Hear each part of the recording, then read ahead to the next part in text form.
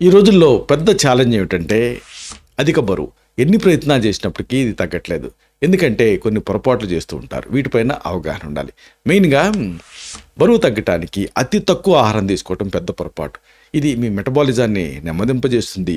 కొవ్వుని నిల్వ చేయడానికి ఇది ప్రేరేపిస్తుంది. శరీరానికి తెలివిగా తగినంత శక్తిని అందిస్తూ ఉండాలి. మరీ తక్కువ తినడం అనేది యూజ్‌ఫుల్‌గా ఉండదు. అలాగే భోజనం మానేయటం అనేది మంచిది కాదు. భోజనం మానేస్తే తర్వాత ఎక్కువ తినే రిస్క్ ఉంటుంది. ఇది శారీరక శక్తి స్థాయిని తగ్గించేస్తుంది. రక్తంలో చక్కెర స్థాయిని స్థిరంగా ఉంచుకోవడానికి క్రమం తప్పకుండా సమతుల్యమైన ఆహారం తీసుకుంటూ ఉండాలి.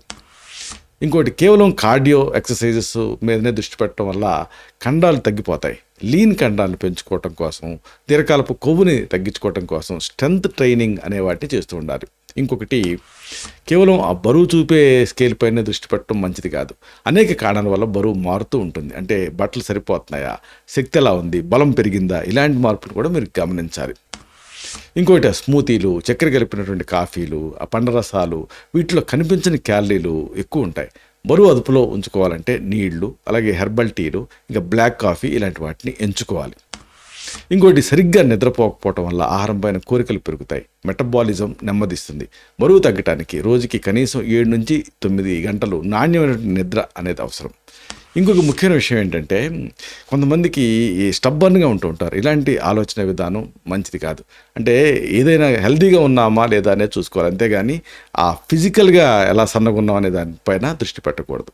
అన్నిటికీ మించి చాలామంది ఆరోగ్యకరమైన ఆహారం అయినా సరే దాన్ని ఎంతైనా తింటూ ఉంటారు. అట్లా కాకుండా పరిమాణం చూసుకోకుండా తింటే బరువు పెరిగే రిస్క్ ఉంటుంది.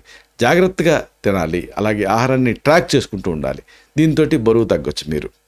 ఇంకొక అతి ముఖ్యమైనటువంటి విషయం ఉంది. ఈ ఫ్యాట్ డైట్లు త్వరగా ఫలితాలను ఇవ్వచ్చు, కానీ అవి స్థిరమైనవి కాదు. దీర్ఘకాలపు విజయం మీరు కావాలనుకుంటే సమతుల్యమైనటువంటి ఆహారం పైన దృష్టి పెట్టాలి.